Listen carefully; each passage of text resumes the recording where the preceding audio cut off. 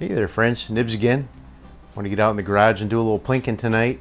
It's actually a very nice day outside. It's in the 60s out there, but it's very windy, so I didn't want to get out there and miss a bunch of targets because it was so windy out. But this is one that I actually have had for quite a while, and over the winter I finally got around to rebuilding it and putting new seals in it. And it's a pretty cool old gun. Just looks like they carved the stock out of a 2x4 or something, made out of oak, or I think it's oak.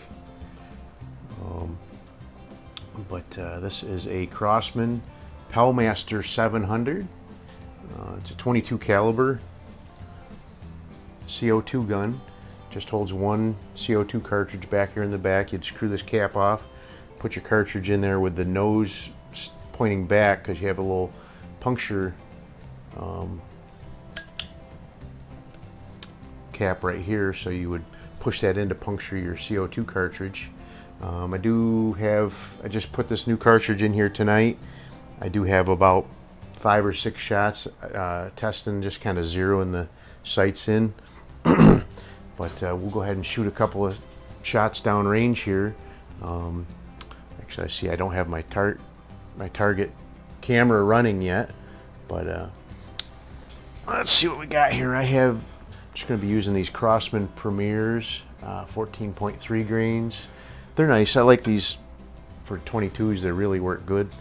Let me go turn this camera on real quick.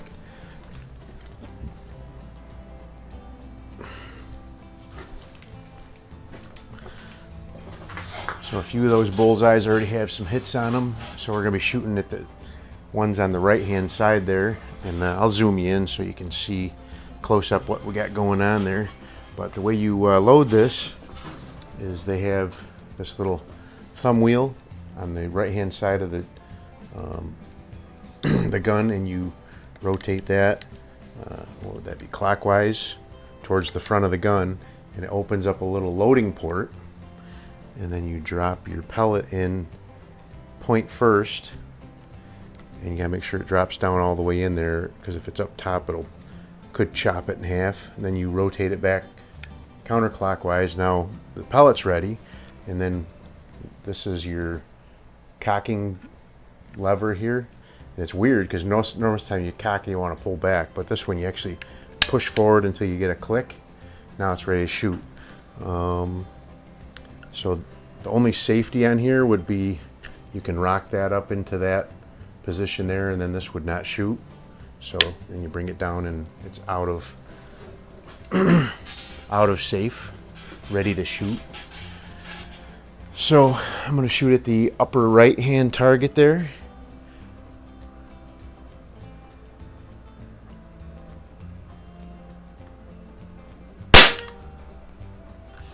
A little low, but I'm in the bullseye there. It's not too bad for, you know, this is me shooting open sights.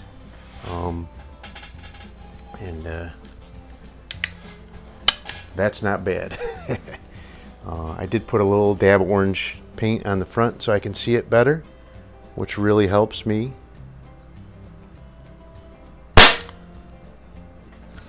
Again, a little low. Got it all the way up on the highest tick there on the top. So, but I don't know if you can hear that well in the microphone, but this thing really has some power.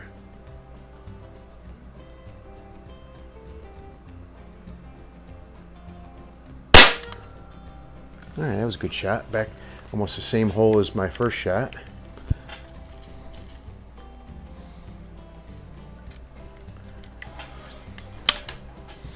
I'm not quite shooting offhand here. I'm using the can't see it in the camera, but I'm using the armrest of my chair as kind of a steadying point. So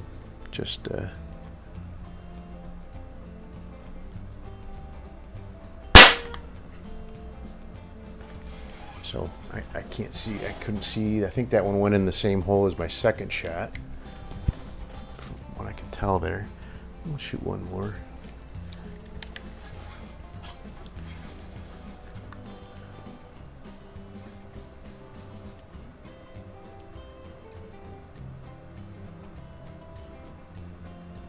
Oh, I forgot to cock it. It's kind of like my single shot 22s that I got. I always forget to cock them after I put the bullet in there and close the bolt.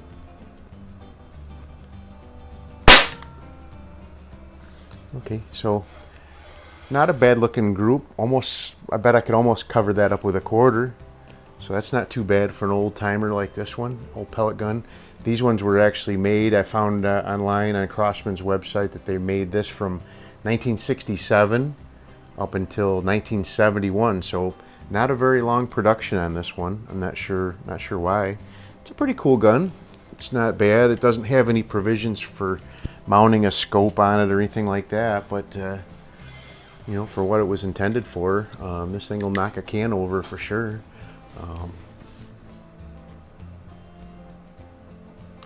Again, I forget to cock it. Darn it.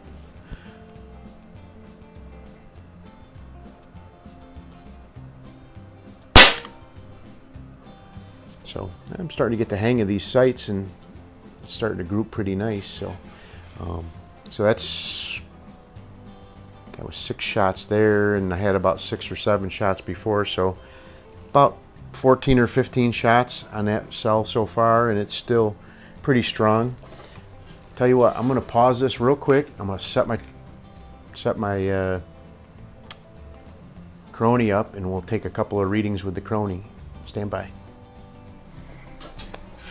Alrighty there, friends. So I've got my chrony set up just off camera here, but I will. I did a couple shots already, and it's actually lower than I thought it was. I figured it was going to be at least around 400 or 500 feet per second, but according to the chrony, it's only doing about a little over 300. So that is very interesting. It seems like it's higher. I do have the chrony app running, so I'm logging these shots, and I will, once we're done, I will post up a picture of the results screen here, and we can take a look at that.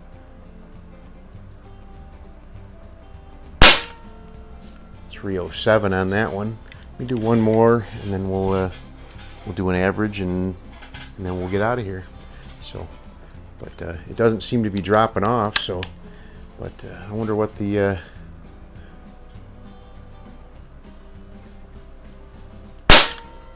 306. So let me do one more.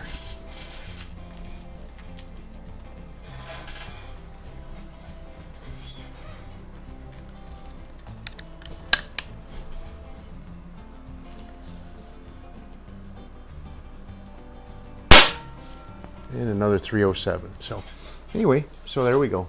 So not as powerful as I thought it was, I guess, but that is a 22 caliber, so that is a little more punch. If that was only a 177, that would be pretty pathetic, but in a 22, that's not too bad. So anyway, there you go. The Crossman pellmaster, only made for a couple years, 67 to 71 according to Crossman's website, but pretty cool CO2 gun. And we'll go ahead and wrap this one up for now, but hope you enjoyed the video. If you did, like, share, and subscribe, and hit that notification bell, and you'll get notified when I do post up new videos. And until next time, have a great day.